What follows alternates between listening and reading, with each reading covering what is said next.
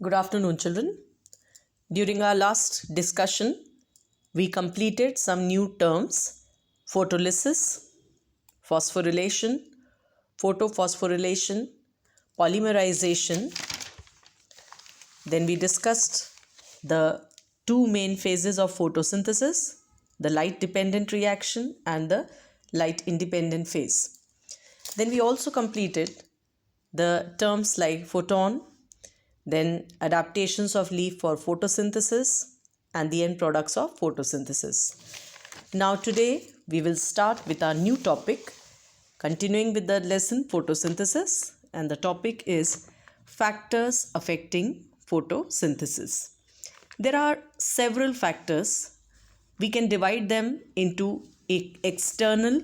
This comprises of some 4 factors, and internal, which comprises some 3 factors that affect photosynthesis. External factors we can discuss about: first, light intensity; second, carbon dioxide concentration; third, temperature; and fourth, the water content. Whereas internal factors we will discuss about chlorophyll, protoplasm, and the structure of leaf. That means everything that is within the plant and it affects photosynthesis. And here, external, this includes everything that, yes, it affects photosynthesis, but it's outside the plant. Let us begin one by one. Light intensity and carbon dioxide we will be discussing under one explanation. We can easily understand that as the light intensity increases, photosynthesis increases. This is true. But it only increases with the light intensity up to a certain extent only. If you see this graph, rate of photosynthesis on this axis against increasing light intensity. Now we can see as the light is increasing, photosynthesis is also increasing till it reaches a point of stabilization. This is the highest amount at this here. We call this as S dash, right? So that means S dash here gives around 0.02% of carbon dioxide, which is balanced. Just now we're talking about intensity, right? But at this time, we keep photosynthesis and light. Increasing light increases photosynthesis, and it increases and now becomes stationary, or that is stable. Now it is not further increasing. This point, that is S dash, now look at this other graph. If we increase carbon dioxide concentration at the very point, that is S dash, from 0.02 to 0.05, we see a change in this graph. That is, at this time, photosynthesis that was stabilized earlier again starts increasing further.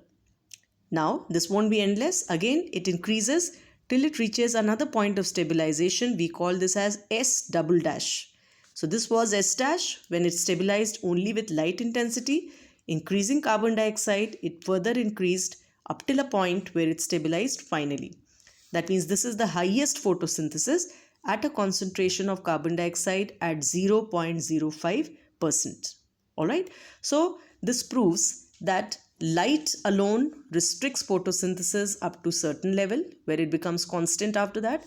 But at this level, wonders can happen. If we increase carbon dioxide, it will again increase and now finally get stabilized. So this is what we can see effect on photosynthesis with increasing light intensities and increasing carbon dioxide concentrations. Coming to the second, temperature.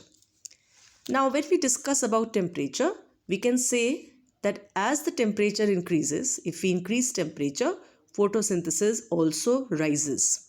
But this we can see it occurs up to an optimum. Optimum means the most favorable temperature or most suitable temperature of 35 degrees centigrade. Alright.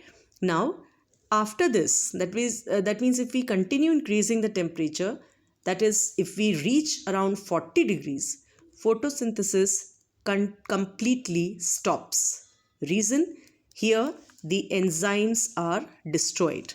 Enzymes, children, they are made up of proteins or protein chains, and at a temperature of 40 degrees or higher, the protein chains, they get denatured or the enzyme gets destroyed. Now, one more thing is very interesting to see here, that a rise of 10 degrees, if we increase 10 degrees up to 35 degrees, right, to understand something like this, like means the maximum range should be only 35, but if you have to show a rise of 10 degrees, for example 20 degrees to 30 degrees, 22 to 32, 25 to 35, right? But if we go 26 to 26, this will not be effective. The boundary limit is 35 and you should show a rise of 10 degrees. This increase will double the photosynthesis. This is again the very, very interesting thing to understand. Once again, temperature, best temperature for photosynthesis 35 degrees. 40 degrees and above it is totally stops because enzymes denatured, and this increase of 10 degrees up till 35 will double the rate of photosynthesis. Coming to the last external factor, that is water content. Now we can see that water is a raw material for photosynthesis, and the scarcity of water, sometimes due to decreased absorption for any reason from the soil or due to excessive loss through transpiration, right? This further will reduce photosynthesis. Reason? Because water is the raw material, right? And we can also say that only 1% of absorbed water is used for the photosynthesis.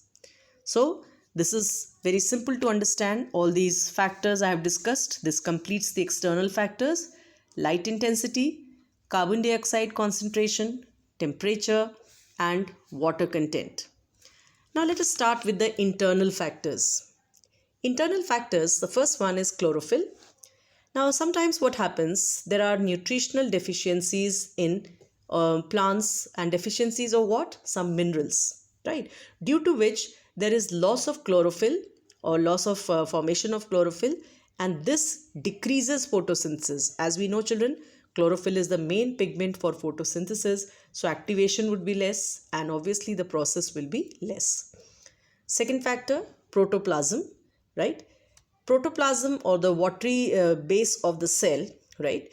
This, if dehydrated, suppose this is dried due to any reason, this causes less photosynthesis or decreases the rate of photosynthesis.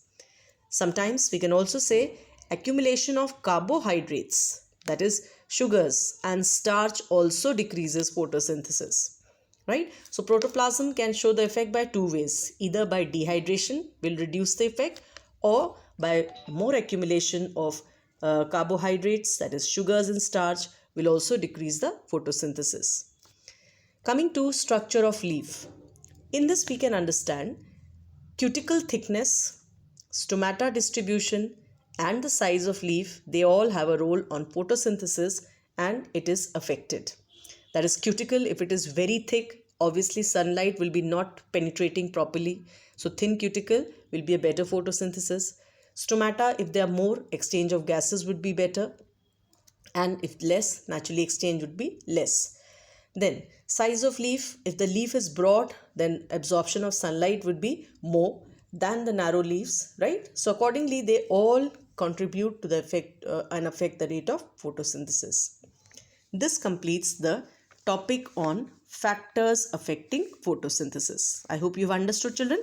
So we have completed some 4 external factors and 3 internal factors, and this is a very, very important topic from your examination point of view. Please copy down accordingly in your copies. Moving on to another very important thing for today, we have an experiment, though we have many experiments to understand, but here we are going to start one of the most important experiments. We call this as destarching experiment or removal of starch. D means to remove. And what to remove? Starch from the plant. How do we do this, children? Any plant that will be used for photosynthesis should be initially placed in darkness, total darkness, for some 1 day or 2 days time. That is 24 hours to 48 hours time. And during this period, all the starch that has been previously made up, right, will be removed to the various storage organs. That is, the leaves should not show any presence of starch by the test further. So this is called as destarching. Now, let us test a leaf. There are 4 steps to test a leaf, just to find out whether starch is present or starch is absent. Suppose this is a plant and you've kept in total darkness for 2 days, and now you want to find out through a test whether starch is present or absent. How would you confirm your observation? This is through what you call as iodine test. Let us begin. Step 1, as I told you, it's very simple. Step 1, one of the leaf will be plucked and it will be dipped in, we can say, boiling water. You can see this is boiling water for 1 minute time. You're not boiling, children. The apparatus you are not going to boil. The water is previously boiled, right? And in boiling water, place this leaf, plucked and kept for 1 minute. During this time, what will happen? The result is written here. It is to kill the cells. The plant cells which were alive just now they'll be totally killed. Now, second step is the same leaf we will transfer into a liquid, that is methylated spirit, in a test tube. And this will be placed over a water bath in a beaker. Now you will have to boil it, right? How much would you boil it? Till it becomes pale white, that is, it becomes colorless. Once again, here you boil it for 1 minute to kill the cells. Here you've just placed in boiling water. You didn't boil, right? You didn't boil it, but you placed in boiling water for 1 minute. Now here you have done kind of placed into methylated spirit through a water bath and boiled it for 1 minute, right? And this, on an average, we can say that till a time where the chlorophyll removal is done.